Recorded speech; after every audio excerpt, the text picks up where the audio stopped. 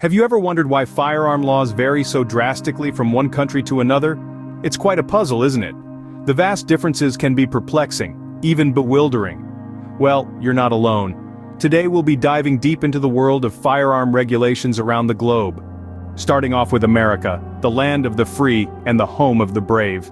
Here, the right to bear arms is not just a law, but a cornerstone of the nation's identity, enshrined in the Second Amendment of the United States Constitution. This amendment, ratified in 1791, has been a subject of ongoing debates and interpretations, but its essence remains the same. The right of the people to keep and bear arms shall not be infringed. America's relationship with guns is as complex as it is unique. With an estimated 393 million guns in civilian hands, the United States has the highest number of guns per capita in the world. That's more than one gun for every man, woman, and child in the country. This prevalence of firearms is deeply rooted in the country's history and culture. From the frontier days of the Wild West to the modern debates on self-defense and personal freedom, guns have always been a significant part of the American narrative. They're seen by many as symbols of liberty, self-reliance, and the ability to protect oneself and one's family. Yet this widespread gun ownership is not without controversy. The United States also sees a high number of firearm-related incidents each year, leading to a heated debate about gun control. On one side, advocates argue for stricter regulations, background checks, and limitations on types of firearms available to the public. On the other side, defenders of gun rights underline the Second Amendment, stressing the importance of self-defense and individual freedoms. The discourse around guns in America is a complex tapestry woven from threads of history, culture, law, and personal belief. And while the debate continues, it's clear that the relationship between Americans and their firearms is deeply ingrained and unlikely to change drastically anytime soon. Despite its reputation, the United States isn't the only country with fascinating firearm laws. On the other end of the spectrum, we have Japan. This country is renowned for having some of the strictest gun laws in the world. In stark contrast to the United States, Japan's approach to firearm regulation might seem like an entirely different universe to some. In Japan, owning a firearm is not a right, but a privilege that comes with a significant amount of responsibility. The process of acquiring a firearm in Japan is rigorous, to say the least. It's not as simple as walking into a store and walking out with a gun. There's an extensive application process that involves a multitude of steps. Firstly, potential gun owners have to attend an all-day class, pass a written test, and achieve at least a 95% accuracy during a shooting range test. But that's not all. Applicants then have to pass a series of mental health and drug tests, and a comprehensive background check is conducted to ensure they have no extremist or criminal connections. Even the applicants' relatives and work colleagues are interviewed. But what are the effects of such stringent laws? Well, Japan boasts an incredibly low crime rate, and incidents involving guns are almost unheard of. In fact, in a nation of more than 126 million people, it's not uncommon for the number of annual gun-related deaths to be counted on one hand. However, it's important to note that this approach may not work in every country. Japan's tight-knit society and cultural respect for law and order may contribute to the success of these strict laws. It's also worth mentioning that the Japanese police are famously efficient and well-resourced, which likely helps in enforcing these regulations. So, as we journey through the world of firearm regulation, we've seen the loose approach of the United States and the tight grip of Japan. Both have their merits and demerits, and both have shaped the societies and cultures in which they exist. So we've seen two extremes, but what about the countries in between? Stay tuned as we delve into this fascinating topic further. Meet Canada and Switzerland, countries that strike a balance.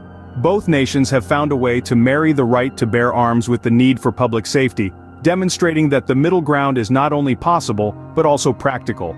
In Canada, the focus is on licensing. To own a firearm, one must obtain a possession and acquisition license, or PAL for short. This isn't as simple as filling out a form and handing over some cash. The process requires passing a safety course, a background check, and a waiting period of 28 days. This stringent process ensures that only those who demonstrate a clear understanding of gun safety and responsibility can legally own a firearm. Meanwhile, Switzerland, known for its neutrality, takes a similar approach. Every gun owner must have a weapon acquisition permit, and automatic weapons are strictly regulated. Like Canada, Switzerland also emphasizes safety training. The Swiss shooting culture is rooted in discipline and respect for firearms, an attitude nurtured from a young age through mandatory military service for men. Now let's talk numbers. Despite their permissive gun laws, both countries have relatively low gun-related crime rates. In Canada, the firearm-related homicide rate is less than 2 per 100,000 residents, a stark contrast to its southern neighbor. Switzerland, despite having one of the highest gun ownership rates in the world, also maintains a low gun-related crime rate. So, what can we glean from Canada and Switzerland's approach? It appears that a comprehensive licensing system, coupled with a strong emphasis on safety training, can make a significant difference. It's about balancing rights with responsibilities. It's clear that there's no one-size-fits-all approach to firearm laws. As we've seen, different countries have found success with varying strategies.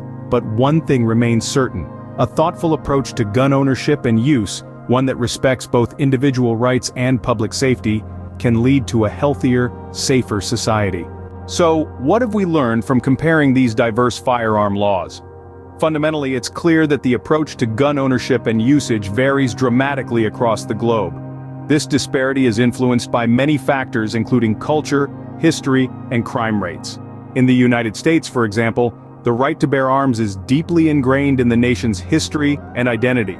The Second Amendment to the United States Constitution preserves this right, and it's a cornerstone of the American ethos. This is reflected in the country's laws, which generally tend to favor the rights of gun owners. However, it's important to note that there are state-level variations, with some states enacting stricter gun control measures than others. On the other end of the spectrum, we have countries like Japan and the United Kingdom. These nations have some of the strictest gun control laws in the world, primarily driven by their unique historical contexts and their commitment to public safety. In these countries, owning a firearm is not viewed as a fundamental right, but rather as a privilege that comes with substantial responsibilities and stringent regulations. Then we have countries like Canada and Switzerland, which offer a middle ground. In these nations, firearm ownership is allowed, but with regulations that balance individual rights with public safety. Their laws reflect a pragmatic approach, acknowledging the importance of self-defense in sport shooting, while also implementing measures to curb gun violence. These differing stances underscore the complexity of the gun control debate. It's not simply a matter of more guns equating to more violence or stringent gun control leading to a utopian society free of gun-related crime. The relationship between gun ownership and crime is multifaceted and involves a host of factors, making it a challenging issue to navigate. In conclusion, it's clear that the legalities and regulations surrounding firearms are complex and vary greatly from country to country. This underscores the importance of understanding these laws, especially if you're a gun owner or intending to become one. Remember, understanding these laws is crucial, no matter where in the world you're exercising your right to bear arms. In conclusion, firearm laws are as diverse as the countries they govern. As we've explored throughout this discussion, the spectrum of regulations varies widely, from the broad freedoms of the United States to the stringent restrictions in other nations. We've delved into the American gun culture, where the right to bear arms is enshrined in the Constitution. It's a unique system that allows citizens to own and use firearms with relatively few restrictions, but it's not without its challenges and debates. On the other hand, we've seen the polar opposite in countries where firearm ownership is heavily regulated, if not outright prohibited. These nations often prioritize public safety and crime prevention, but this approach can also come with its own set of complexities and controversies. We've also explored the middle ground, represented by countries like Canada and Switzerland. These nations strike a balance, allowing firearm ownership under certain conditions and with specific regulations. These systems aim to respect individual rights while also prioritizing public safety.